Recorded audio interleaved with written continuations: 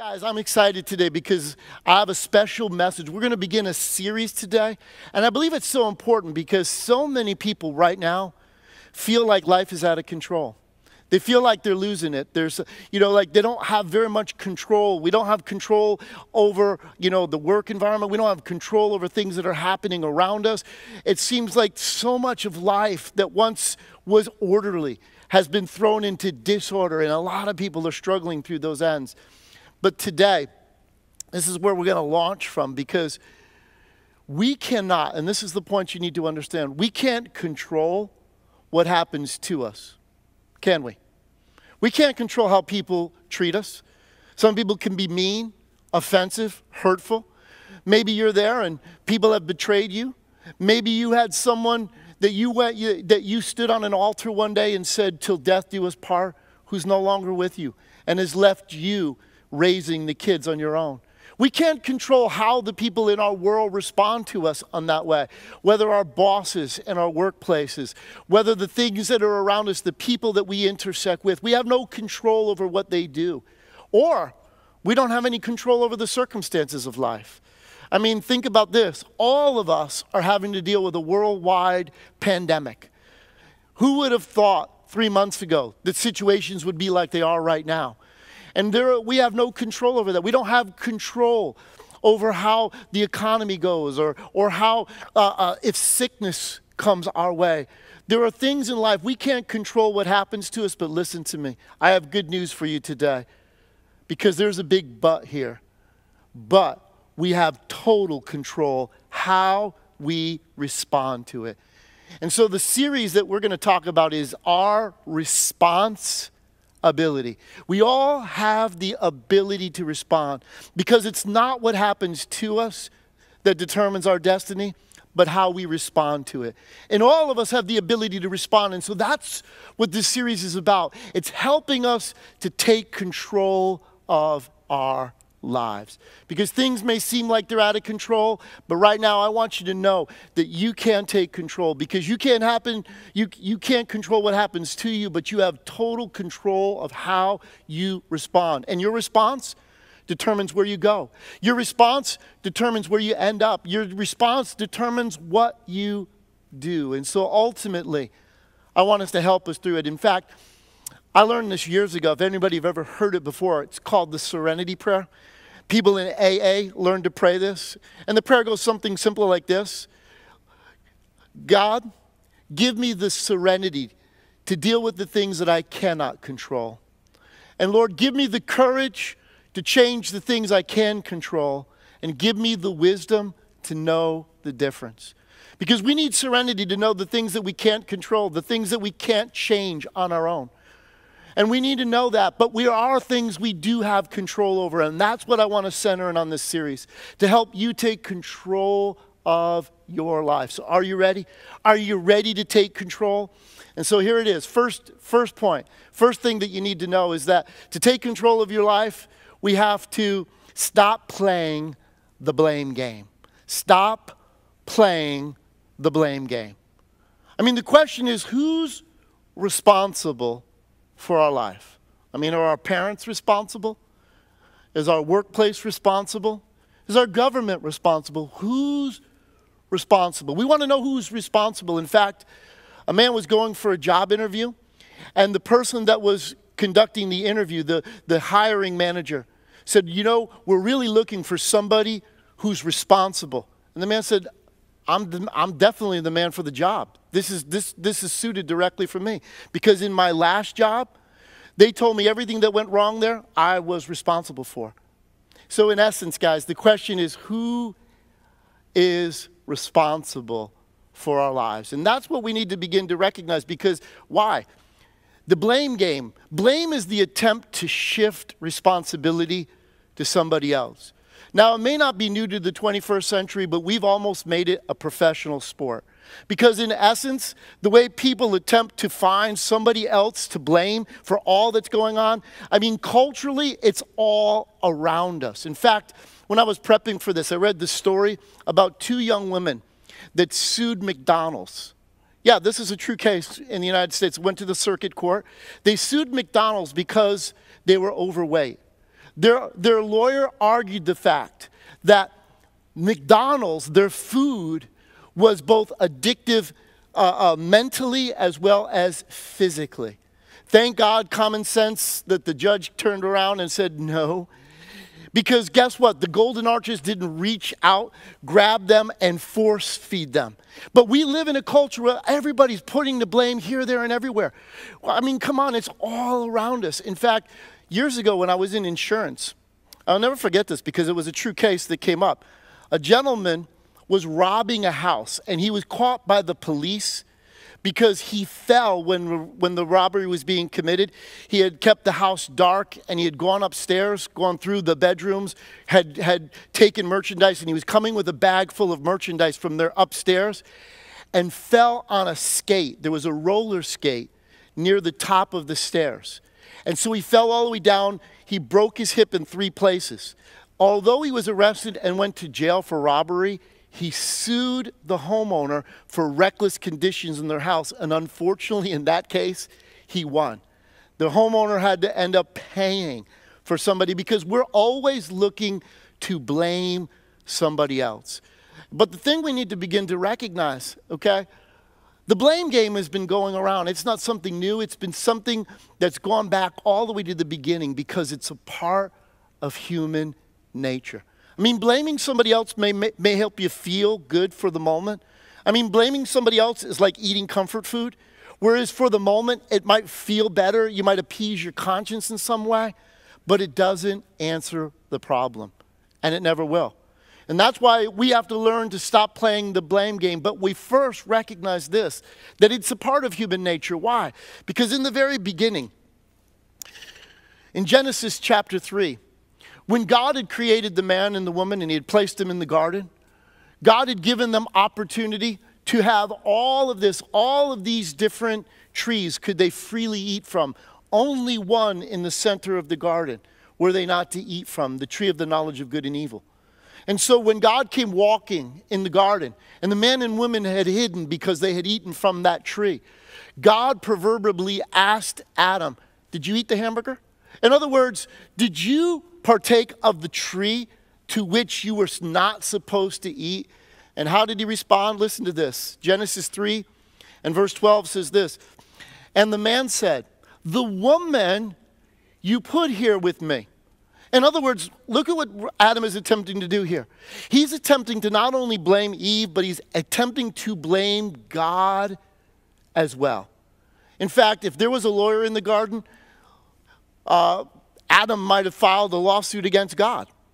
Because he said, listen, the woman you put here with me, she gave me some fruit from the tree and I ate it. And then look at verse 13. And the Lord said to the woman, "What is it that you have done?" And the woman said, "The serpent deceived me and I ate." So notice the blame shifting. Notice how the shift of responsibility, it goes back. It's a part of human nature. It goes all the way back to the beginning. So when people ask the question, why are the situations? Why do we do this? Why are we always attempting to blame? Because some people have tried to say, oh, it was the permissive 60s where people, abandoned personal responsibilities. Others try to say it's humanism, who say our environment is responsible. Some say it's bad parenting. When I read about things like helicopter parenting or lawnmower parenting. In fact, years ago when I was in insurance, one of my clients told me this. He worked in he had a very, very elite shoe store. And it was in a very wealthy community in Fairfield County. And he used to have school teachers that would come and buy shoes from him because most of those school teachers in the community they lived made a good living, and a lot of them had husbands who also. So they were able to buy these very expensive shoes, but they would open up because somehow my customer back then, Phil, just had a way and people felt comfortable talking to him. And so many school teachers would cry and tell them they can't handle this anymore. And he would say, "What, the kids?" He said, "No, the kids are one thing. We can't handle the parents." Because every time I called a parent meeting to come in, and I tried to explain to them what their children would be responsible for in the room, they would literally have temper tantrums. These are educated Americans. These are people who are wealthy, upper wealthy situations. They say, no, not my child. No way, it could not be. It must be your fault. It must be somebody else's fault. It could not be my child. You see, there are so many people attempting to do so, but you and I need to recognize that we'll never be able to take control of our life if we continue to play the blame game. Because the question is, who's responsible for our lives?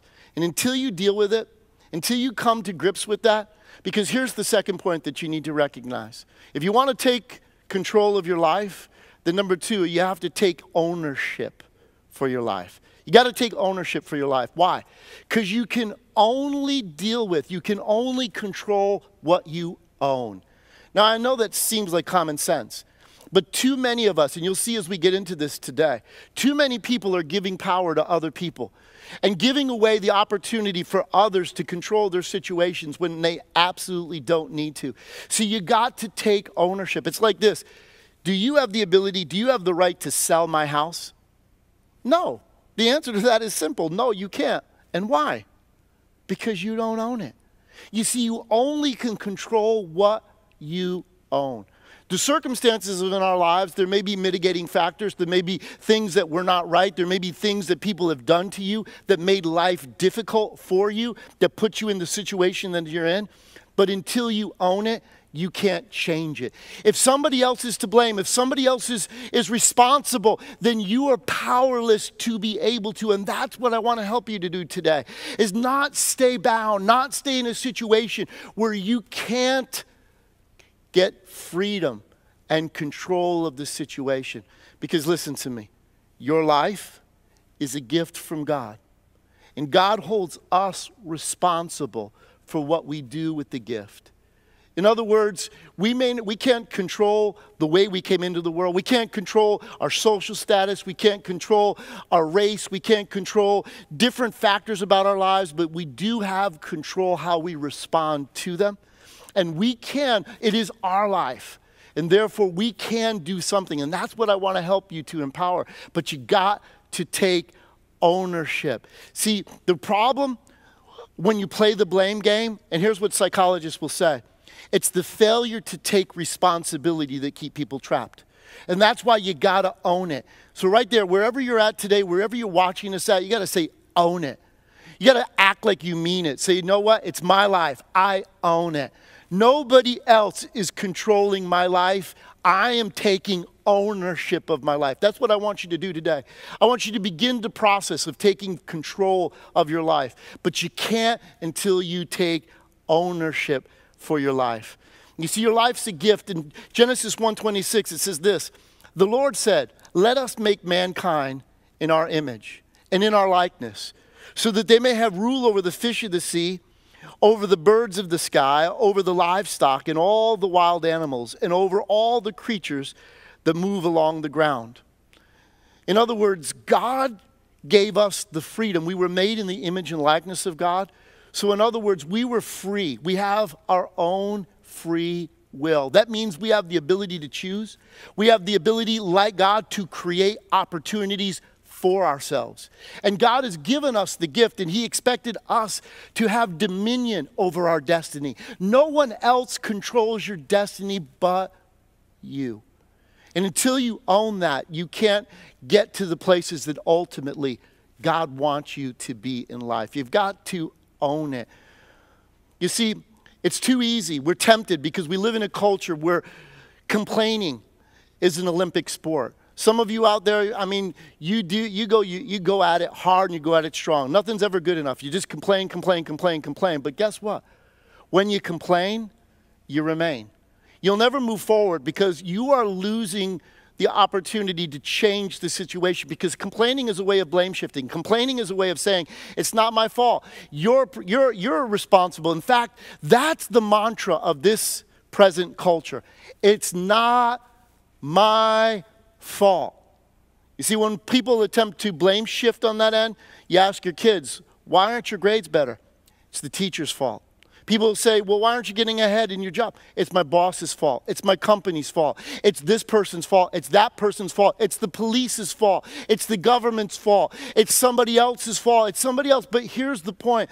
You got to take the circumstances, because you can't control what cards have been dealt to you, but you can play your hand.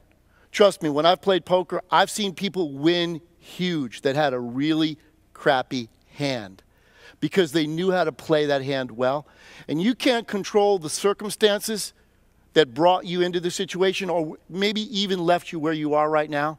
But if you take responsibility, if you say, I own it, whatever the circumstance, it may not be your fault. There may be mitigating conditions that put you where you are today, but until you own it, you can't change it. Till you own it, you can't deal with it. It's like a story. A man that I counseled, I actually have known him well over the years, but I counseled him many years ago. And in his situation, I had known him for years. I saw, the background he grew up in, and it was horrific. His parents had divorced. His father was an alcoholic. Mom had struggles and all the rest of it. So he came out of bad circumstances that he grew up. But he had a great job at one point, but he lost his job. He was fired from that job. Got another really, really good job and lost that job. He got married, and right now he's been in a very difficult marriage, been that way for years. Attempted to try to talk to him, because when you listen to him, the reasons why he can't get ahead, the reasons why he can't hold a job, it's always the company's fault.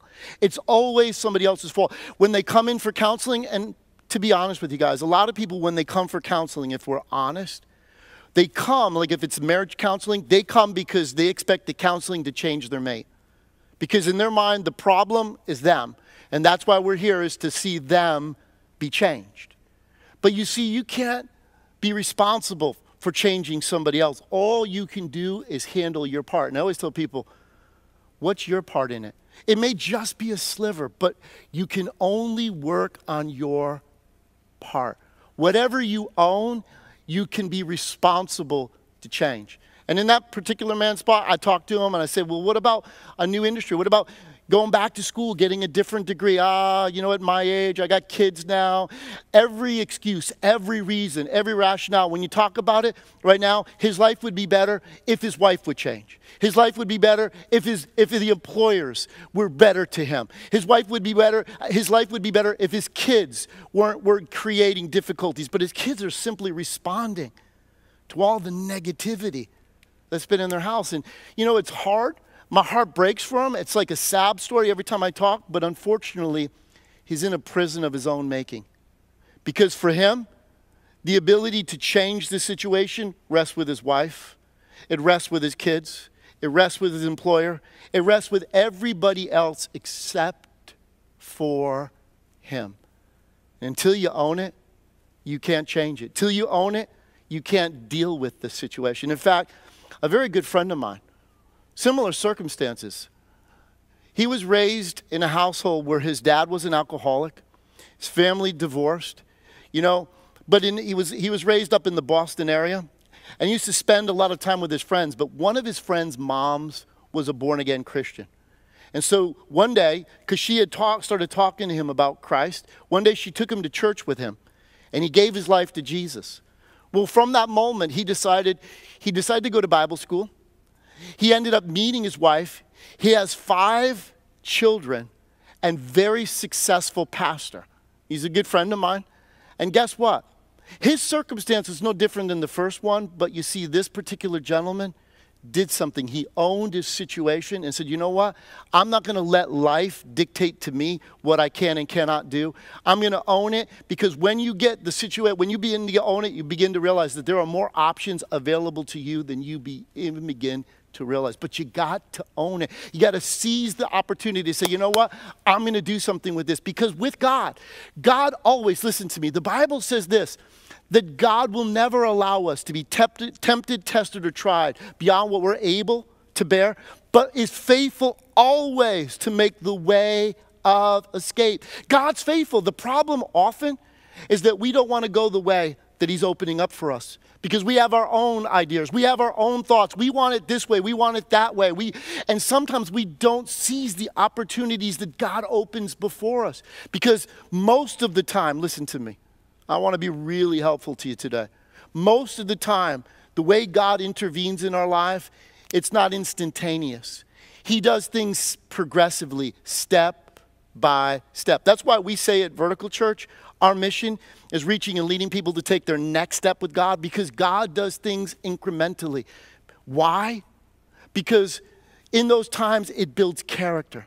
In those times it builds strength. In that time that God's doing more than just changing your circumstances. He's changing you from the inside out. And when you're consistent, what begins to happen is you begin to build new beliefs.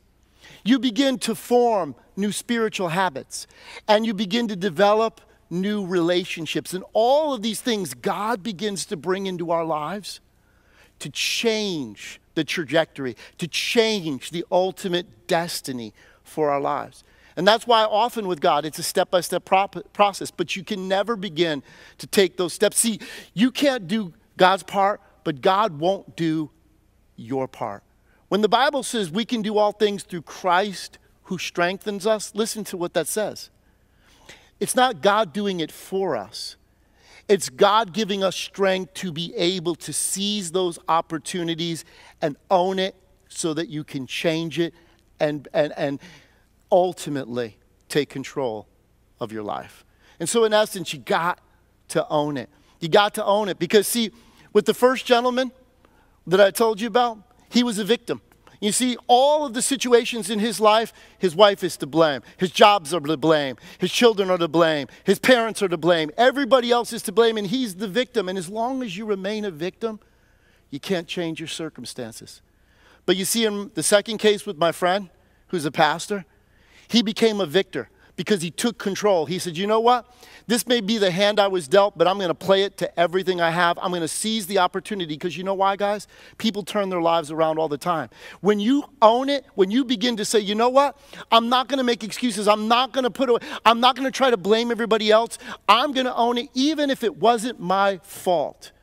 I'm going to take responsibility for my life and I'm going to move forward. Because until you do that, you can't. But that leads me to my third point, is this.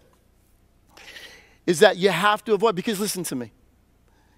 You cannot, the day we stand before God, again, your life is a gift that's been given to you. When we stand before Him, the thing that God will hold us responsible for is what we did with the gift. Not what anybody else did. Nobody else will stand with us the day that we give an accountability to Jesus. Listen to the scripture before I jump to this, but listen to this. In 2 Corinthians 5, in verse 10, it says this, "For we must all appear before the judgment seat of Christ, so that each of us may receive what is due us for the things done in the body," listen to this, "whether good or bad." In other words, the Lord really wants to reward our lives. He wants to work with us. But you see, if we choose not to, then He has nothing to work with. And a life is a terrible thing to waste. And so that's why, listen to me, third point is important, is this. Avoid the prison of excuses. You see, we learn to make excuses early in life, right? I mean, it started when we were kids. Why didn't you do your homework? Well, my dog ate it. It got caught in the rain. Come on, we start early in life and we learn to make excuses. Again, excuses are one of our ways of medicating ourselves. You know, try to make ourselves feel better about the situation. And it's hard. I know sometimes, listen to me, don't be scared when you realize that you can take control of your life. You see, until you do, you can't begin to navigate a new destiny. You can't begin to fulfill the purpose that God has designed for your life. And see, right now, God's wanting you to take control, but the issue is this, you have to avoid, because excuses are a prison of our own making.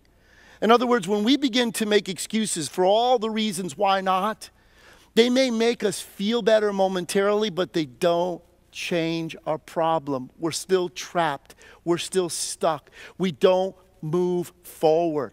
And see, that's why you have to avoid excuses, because excuses are the way of, again, shifting the blame off, trying to do it. But we have to come up with that because they trap us. Don't allow yourself that way. Because you talk to people and you're like, bringing up my financial condition.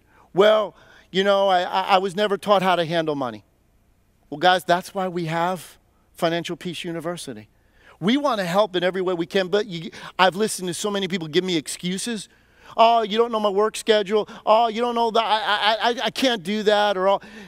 And as long as we make excuses, what we do is form a prison. And without realizing, we hold the only key that can let us out. See, until you own the situation, you can't set yourself free. And the truth of the matter is, many of us, our excuses have formed a prison that has kept us stuck. It's kept us held back. And that's what I want you to be free from. Because, listen to this. When Jesus told this parable, and many of you may be familiar with it, but it's found in Matthew chapter 25. Jesus told the parable, it's called often the parable of the talents. And the three gentlemen that were brought before the master, who Jesus was portraying as God. And to the first man was given 5 talents. Or 5 bags of gold, depending on the translation you're reading. The second one was given 2, and the last person was given 1.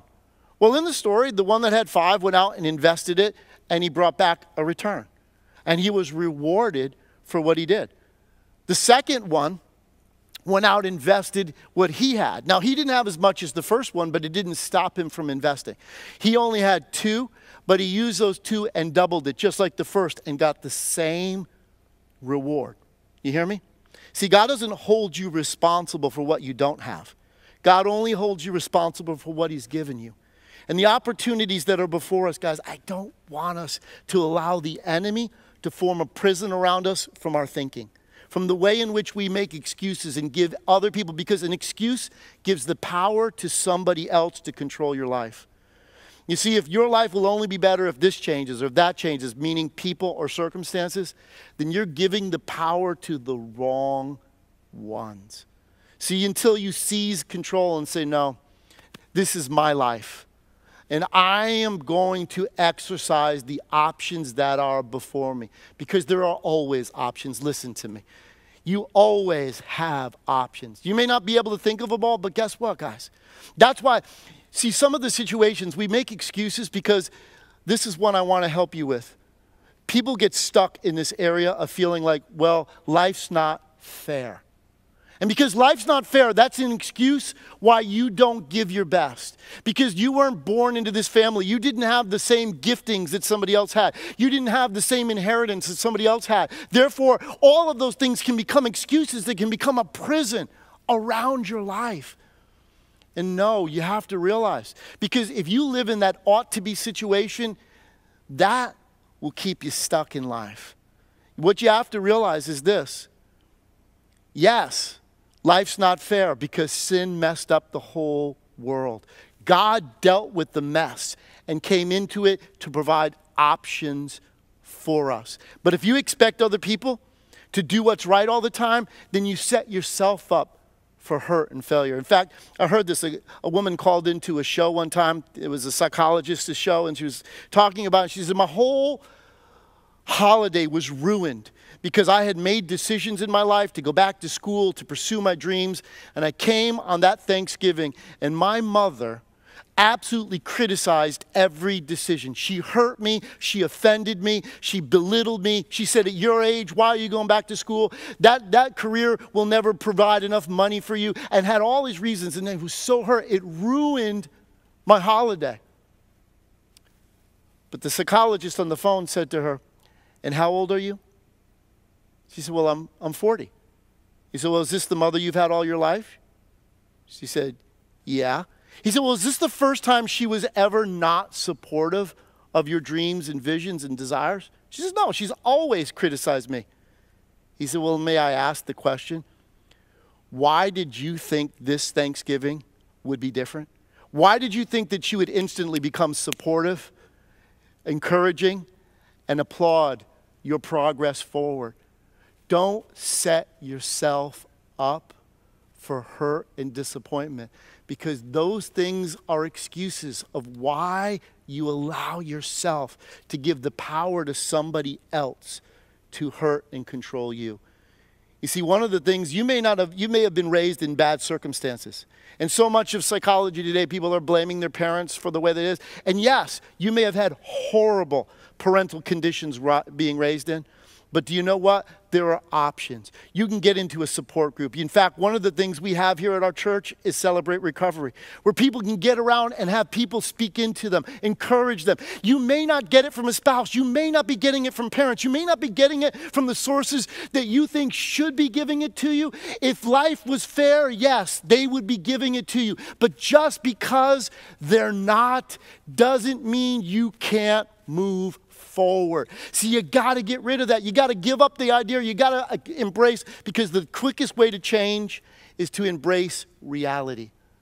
And the reality is we live in a broken world. We live in a situation that we can't control how people, what they do to us, but we have total control in how we respond to what they do. See, if we go out and get the emotional support that we need, if we go out and take those, their criticisms, their lack of support doesn't have to be in any way, shape, a barrier that keeps you from achieving what you have. That's why when you get involved with community here at church, we tell you that. Get around people who love you, who believe in you, who support you and help you through, because you may have had horrible circumstances, but you don't have to stay there. Own the situation and say, listen, I'm going to exercise my opportunities to move forward, because when you stop making excuses. And it came to the third in Matthew 25. Listen to this. The third guy who only was given one talent. It said this, and the man who had received the one bag of gold came and said, Master, he said, I knew that you're a hard man, harvesting where you have not sown, and gathering where you have not scattered seed. So I was afraid and went out and hid your gold in the ground. See, here is what belongs to you. And the master replied, you wicked and lazy servant. So you knew I harvest where I had not sown, and gather where I had not scattered seed? Well then, you should have put my money on deposit with the bankers, so that when I return, I would have received it back with interest. So take the bag of gold from him and give it to the one who has 10 bags. For whoever has will be given more, and they will have an abundance. But whoever does not have, even what they have will be taken from them. And throw that worthless servant outside into the darkness, where there'll be weeping and gnashing of teeth. Listen carefully. Notice in this particular case what God did not say. God didn't say, oh, you poor dear, you're right. You were only given one talent. See, God wouldn't have held him responsible for the return that the other two had gotten. Do you know, when you read this carefully, what God held him responsible for was doing nothing. In other words, he was given opportunity. He had something. He could have done something. All of us have opportunities. All of us can do something, because it's our life. We're the only one that can own it. When you make excuses, see, he had a bad image. And many people, they blame God for the problems. And maybe you felt that way, that, why am I where I am? Is God responsible? Here, listen to me carefully.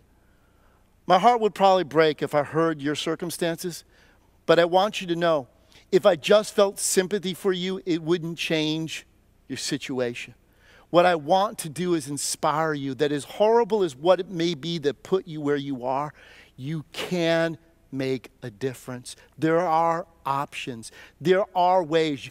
Once you own it, even if it's not your fault, even if the situations were horrible, once you own it, you can change it. Once you own it, you can do something with it. Once you own it, you can do it. So don't make a prison of excuses like this man did.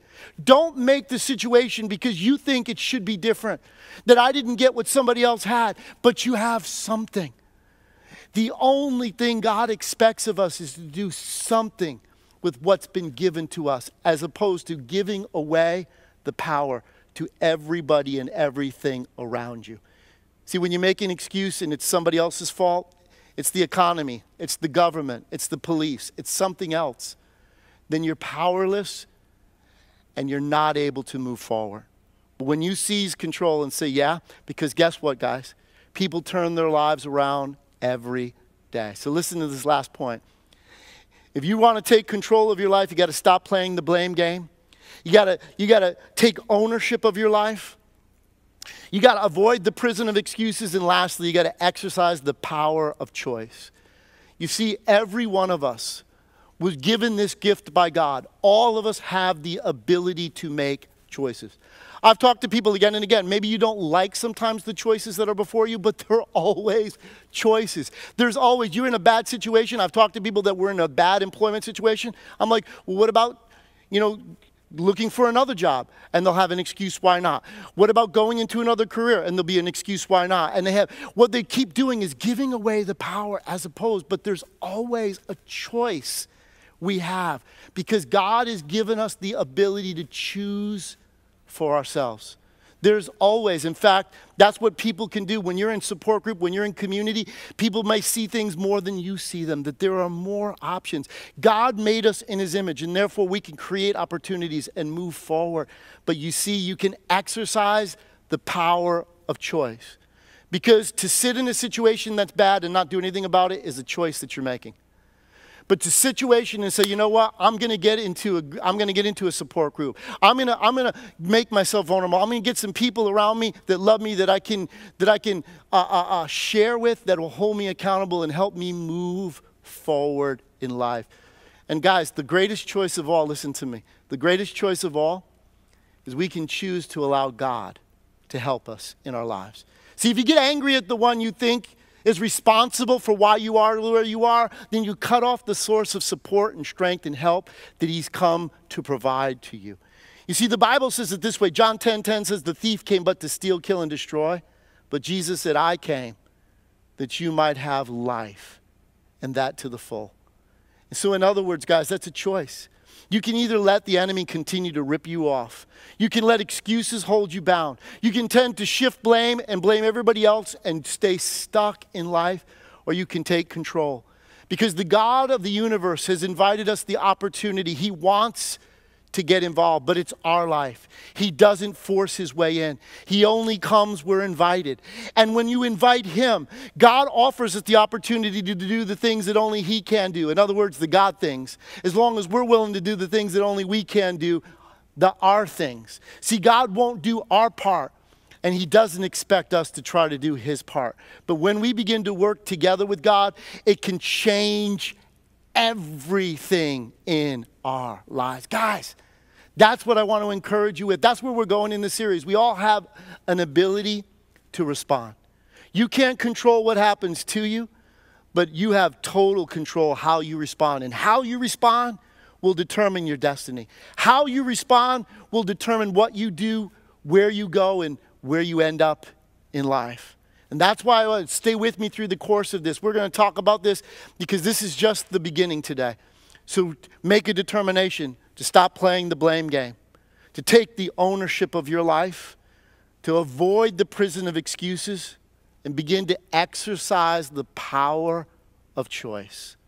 Because God will work together with you, because he has a way of making all things new.